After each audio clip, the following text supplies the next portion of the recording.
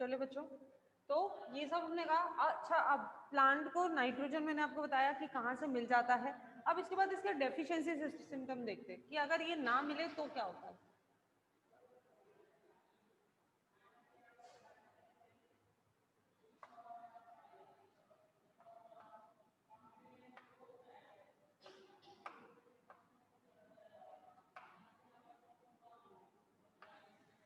Deficiency symptom मैंने बोला, सबसे पहली लैक ऑफ क्लोरोफिल। नाइट्रोजन नहीं मिलेगा तो सबसे पहली कमी क्या होने लगेगी, लैक ऑफ क्लोरोफिल। और क्लोरोफिल की कमी से सबसे पहला जो हमें दिखेगा that was the chlorosis. Chlorosis क्या हो जाता है, येलोइंग ऑफ लीव्स।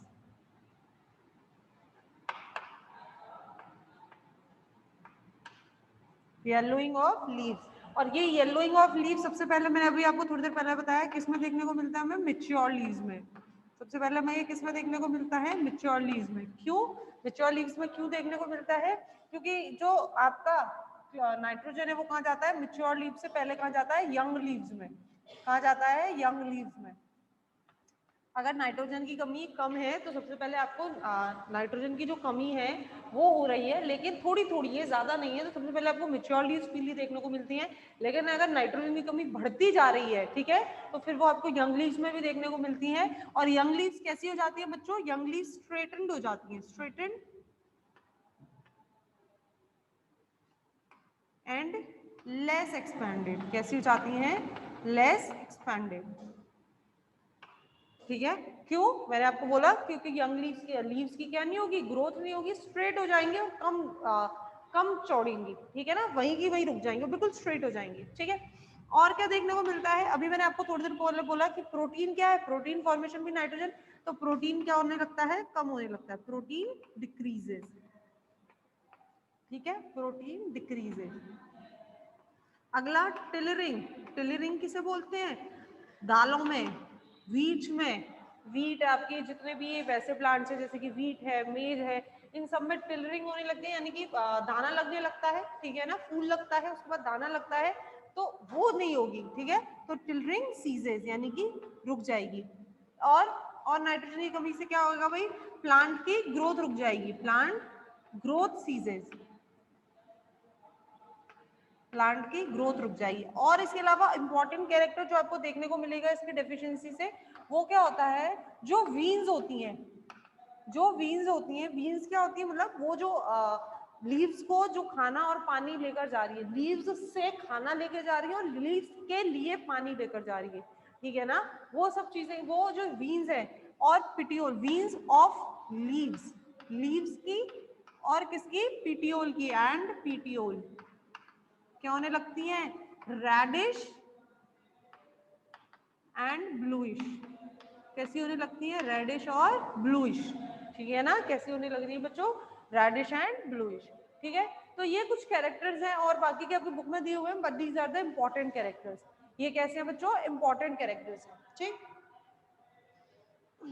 इसका ट्रीटमेंट क्या है, ट्रीटमेंट वही है कि आप इसमें क्या करते हैं, नाइट्रोजन की कमी पूरी कर दें। नाइट्रोजन की कमी कैसे होती है, यूरिया खाद, हाँ कौन कौन सी होती है, अमोनियम सल्फेट। अगर मैं इसका ट्रीटमेंट बोलूं तो ट्रीटमेंट क्या है, नाइट्रोजन की कमी पूरी कर दे। अब आप ऑर्गेनिज्म तो बढ़ा नहीं सकते, बिजली तो कड़कवा नहीं सकते कि बिजली कड़क जाए। आप बेसिकली क्या कर सकते हैं, खाद डाल सकते हैं, फर्टिलाइजर्स डाल सकते हैं, जैसे कि अमोनियम सल्फेट। क्या है, ये खाद है, तो इसे डाल सकते हैं। ठीक है, तो इस तरीके से नाइट्रोजन की कमी क्या होने हो जाती है, पूरी हो जाती है। आगे बात समझ में, तो ये होता है नाइट्रोजन की। बाकी आपको और भी कैरेक्टर्स दिए हुए हैं, पर वो सब सेम सेम से कैरेक्टर है। ठीक है, सब कुछ सेम सेम से रिलेटेड से कैरेक्टर है। चलिए,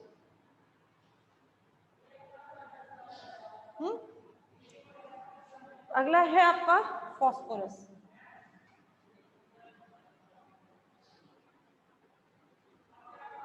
समझ में आया ना सबको बच्चों,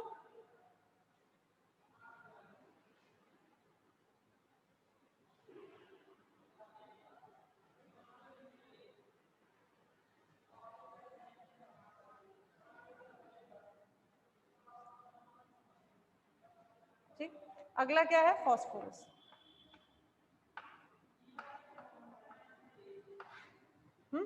फॉस्फोरस। फॉस्फोरस कैसे मिलता है प्लांट्स को, अवेलेबल कैसे रहता है फॉस्फोरस? फॉस्फोरस रहता है सॉल्युबल की फॉर्म में, सॉल्युबल फॉस्फेट्स। प्लांट्स को कैसे मिलता है? सॉल्युबल फॉस्फेट की फॉर्म में।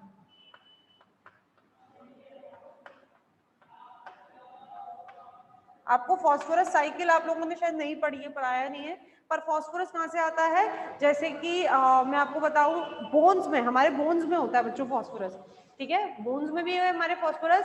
तो जैसे कोई एनिमल है वो मर गया, माइक्रो ऑर्गेनिज्म, मैंने आपको बोला था फॉस्फोरस जो है एक्टिविटी ऑफ माइक्रो ऑर्गेनिज्म किस पर डिपेंड करता है?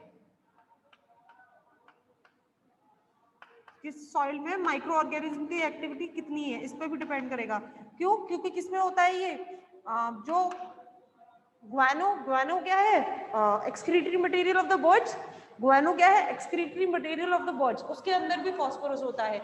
बोन्स, एनिमल्स और बर्ड्स की जो बोन्स होती हैं, बेसिकली ह्यूमंस की बोन्स भी, पर ज्यादातर सॉइल में क्या करती है, कोई जानवर है वो मर गया सॉइल में वहीं सड़ जाता है, ठीक है, बर्ड है, बर्ड मर गई वहीं सड़ जाती है। तो बेसिकली ये भी, ये सड़ते किससे? डिकम्पोजर्स, माइक्रो ऑर्गेनिज्म की एक्टिविटी से। तो किसी सॉइल में माइक्रो ऑर्गेनिज्म की एक्टिविटी कितनी है, डिकम्पोजर्स की एक्टिविटी कितनी है, फॉस्फोरस की जो क्वांटिटी है इस पर भी डिपेंड करती है। और किस पर डिपेंड करती है? सॉइल के पीएच पर।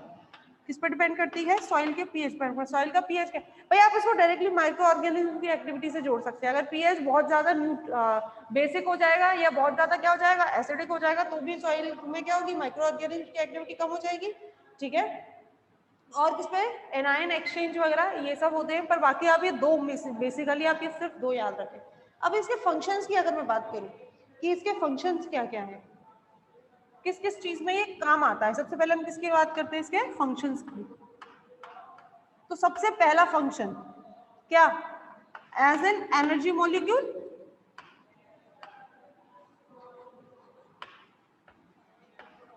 एनर्जी मॉलिक्यूल इन एटीपी और जीटीपी, है क्या नहीं है? बोलो, एटीपी और GTP, adenosine triphosphate, guanosine triphosphate, तो क्या है? एक एनर्जी मॉलिक्यूल की तरह है। अगर ये नहीं होगा तो क्या होगा? मेटाबॉलिक रिएक्शंस में हेल्प करेगा, ये करेगा कि नहीं करेगा? मेटाबॉलिक रिएक्शंस, क्यों? एटीपी और जीटीपी में पाया जाता है, तो मेटाबॉलिक रिएक्शंस में हेल्प करेगा ये, ठीक है। और हमारी जो सेल, जो हमारी प्लाज्मा मेम्ब्रेन होती है, फॉस्फोलिपिड की बनी होती है कि नहीं होती है? बनी होती है भाई प्लाज्मा मेम्ब्रेन। तो मैं ये कह सकती हूँ main component of plasma membrane, सभी सेल ऑर्गेनेल्स, सभी सेल ऑर्गेनेल्स की प्लाज्मा मेम्ब्रेन की, तो main component of plasma membrane.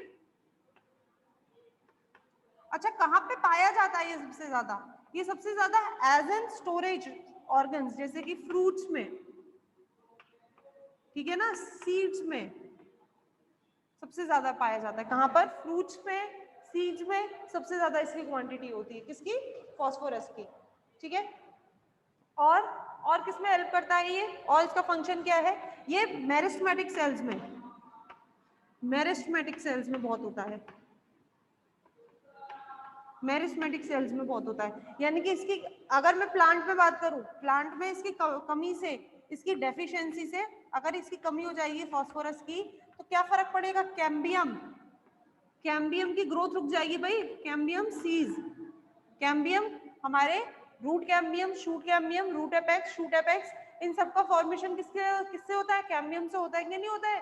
Cambium है इंटरफेसिकुलर कैम्बियम, फेसिकुलर कैम्बियम, ठीक है ना। आपकी शूट का ग्रोथ, शूट कैम्बियम, रूट की growth, root cambium, lateral cambium, तो ये सब कैम्बियम्स की ग्रोथ क्या होगी? रुक जाएगी। बेसिकली मैं ये कह सकती हूँ कि प्लांट की ग्रोथ रुक जाएगी, रुक जाएगी। क्यों? क्योंकि किसमें होता है? ये मेरिस्टेमेटिक सेल्स में होता है, ठीक है। तो ये सारे प्रोसेस किसके होते हैं? ये सारे फंक्शंस किसके होते हैं? फॉस्फोरस के होते हैं। और और सारे मेटाबॉलिक रिएक्शंस में एक बहुत कॉमन पॉइंट है जो आप सब में लगा सकते हैं, आई गेस, मैक्रोन्यूट्रिएंट जितने भी हैं उनमें आप ये पॉइंट लगा सकते हैं, क्या? Metabolic reactions. वैसे मैंने शायद ऊपर लिख दिया मेटाबॉलिक रिएक्शंस, ठीक है। जैसे translocation of carbohydrates,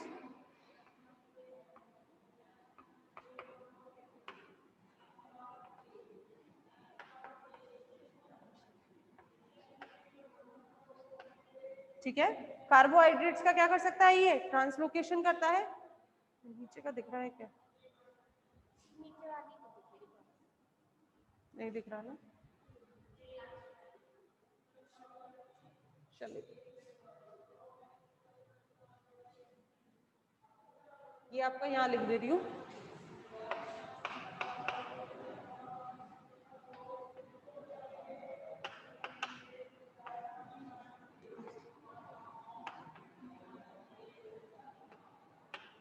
translocation of carbohydrate, ठीक है। सेल में सेल सिंथेसिस, उसमें भी ये हेल्प करता है। तो बेसिकली ये छोटे छोटे पॉइंट है, बेसिक आपको मेन तो ये 3-4 पॉइंट्स याद रखने हैं, ये ठीक है। ये जो 4 पॉइंट शुरू में लिख दिया और ये 5वां मेरिस्मेटिक सेल्स में, ठीक है। तो ये 5 पॉइंट्स आपको मेनली याद रखिए। बाकी तो फिर ट्रांसलोकेशन में, मेटाबॉलिक रिएक्शंस में कई सारे एंजाइम्स का एज अ कोफैक्टर भी ये प्रेजेंट होता है, तो उसके एक्टिवेशन में मैं ये कह सकती हूँ हेल्प करता है, ठीक। अच्छा, अब मैं इसकी बात करती हूँ डेफिशिएंसी की, कि अगर इसकी कमी हो जाए तो ये क्या काम करता है। चलो,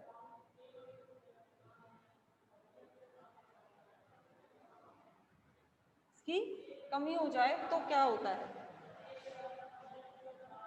समझ में आ रहा है ना भाई। ये सारी चीजें तो आपको बेसिकली मैंने आपको पहले ही बोल दिया था कि याद आपको करना है। मैं तो बस ये है कि एक बार मैं पढ़ा दूंगी तो आपको याद करने में थोड़ा सा आसानी हो जाती है। बाकी मिनरल न्यूट्रिशन ऐसा होता है कि ये अपने आप पढ़ा जाता है।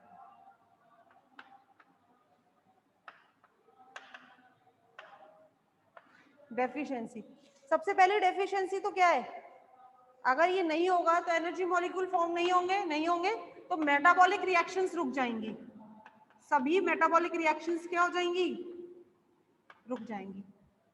रुकेंगी, ये नहीं रुकेंगी। दूसरा क्या होगा, डोरमेंसी बढ़ जाती है बच्चों प्लांट्स या सीड्स में। मैंने आपको बोला सीड्स में एज एन स्टोरेज ऑर्गन होता है, तो ये क्या करता है, ये सीड्स की डोरमेंसी को भी बढ़ा देती है, इसकी कमी, फास्फोरस की कमी। और क्या होगा, इसका कुछ कुछ जो फंक्शंस हैं सिमिलर टू नाइट्रोजन है।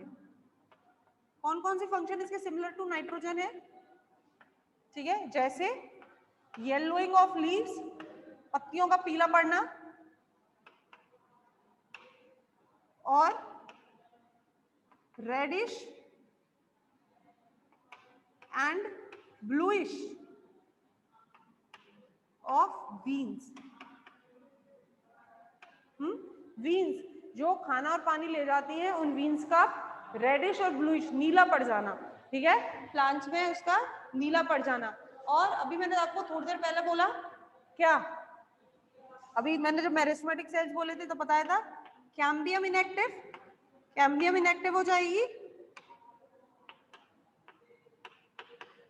Cambium inactive. और क्या देखने को मिलता है, नेक्रोसिस।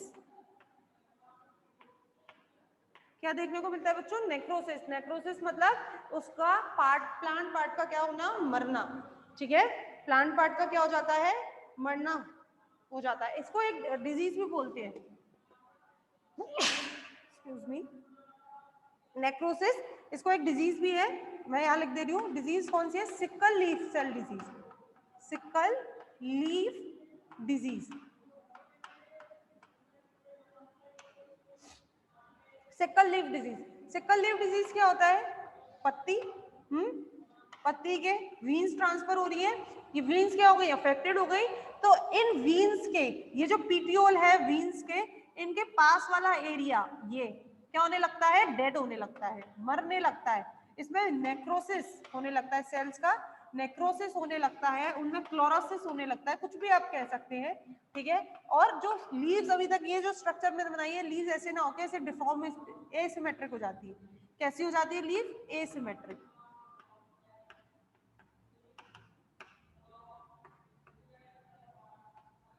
ठीक है। लीव्स कैसी हो गई बच्चों, एसिमेट्रिक हो गई। तो इस डिजीज को क्या बोलते हैं, सिकल लीफ सेल डिजीज। अच्छा, इसकी कमी, इसको ट्रीट कैसे करोगे आप, ये सब चीजें समझ में आई, डेफिशिएंसी सामने लिख रही है, ठीक है। अब इसका ट्रीटमेंट कैसे करोगे, इसको ट्रीट कैसे करोगे, सीधी बात है भाई, सब चीज को ट्रीट करने के लिए फर्टिलाइजर्स ही है, और कुछ नहीं है आप लोगों के पास। नेचुरली तो आप बढ़ा नहीं सकते, नेचुरली तो प्लांट खुद ही बढ़ा सकता है, लेकिन आप इसे कैसे बढ़ा सकते हो, बाहर से फर्टिलाइजर्स के द्वारा। आप फॉस्फेट फर्टिलाइजर्स इनको प्रोवाइड करवा दीजिए तो उनकी कमी पूरी हो जाएगी। आ गई समझ में सबको? फॉस्फोरस डाउट कुछ अभी तक?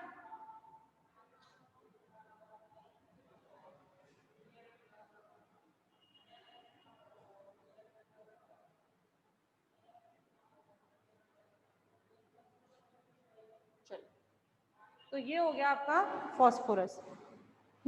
अब अगला हम करेंगे पोटेशियम।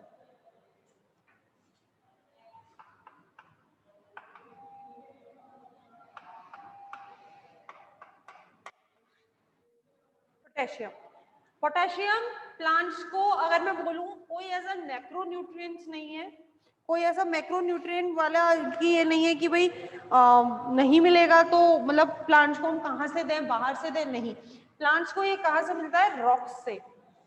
कहाँ से मिलता है? रॉक से, चट्टानों से, सॉइल से आराम से मिलता है, ठीक है ना? सॉइल से आराम से मिलता है, एक्सचेंजेबल फॉर्म में मिलता है, और इसकी कोई ऐसी कमी मैं ये नहीं कह सकती हो जाती है। पर हाँ, अगर बहुत ज्यादा आपने बिल्कुल खराब मिट्टी में अगर आपने उसको उगा दिया है तो बात एक अलग है, बाकी ये आसानी से प्लांट को मिल जाता है, ठीक है ना? ठीक, आराम से मिलता है रॉक से, सॉइल में से, ठीक है। वेदरिंग ऑफ रॉक्स, रॉक से कैसे मिलता है वेदरिंग? ठीक, इसकी कमी कब हो जाती है? लीचिंग में। जब लीचिंग यानी कि बारिश बहुत ज्यादा पड़ रही है, आपने बहुत ज्यादा पानी दे दिया है प्लांट में, लीचिंग जब हो जाती है। लीचिंग किसे कहते हैं? किसी भी मिनरल न्यूट्रिशन का नीचे बैठ जाना, सॉइल से नीचे चला जाना, that was the leaching.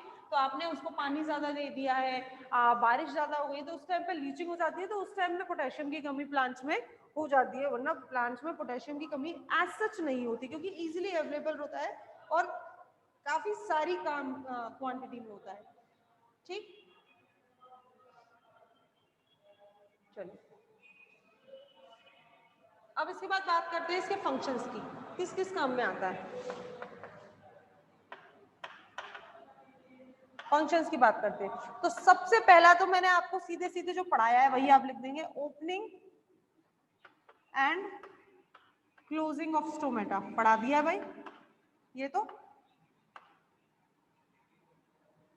Opening and closing of stomata. और क्या? ये shoot apex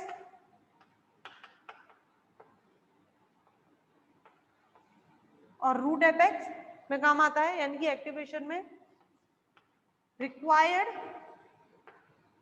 for the absorption of other minerals,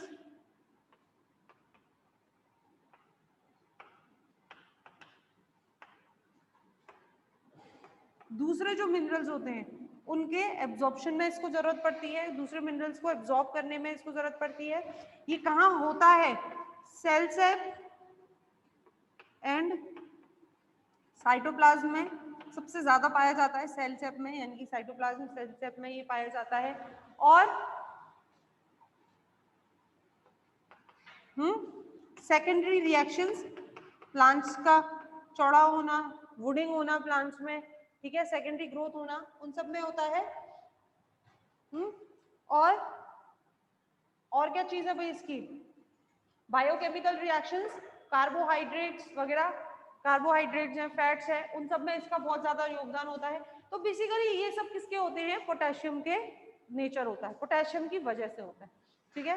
तो अभी तो आप लोगों का टाइम हो गया है, पोटेशियम को हम आज कल कंटिन्यू करेंगे यहीं से, तो तब तक के लिए आप इसे खुद पढ़ें, ठीक है। मिनरल न्यूट्रिशन में आपसे फिर कह रही हूँ बच्चों कि मैं आपको केवल समझा सकती हूँ, इसे याद आपको खुद करना है, रट्टा मारना है, उसमें कुछ भी ऐसा नहीं है, देख रहे हैं आप खुद मैं पढ़ा रही हूँ आपको, कुछ भी ऐसा नहीं है जो बहुत ज्यादा मेरे पढ़ाने के लिए, फिर भी हम आपको कराएंगे, इसका कोई वो नहीं है कि मैं नहीं कराऊंगी, पर लेकिन आप खुद भी इसको करें, ठीक है ना।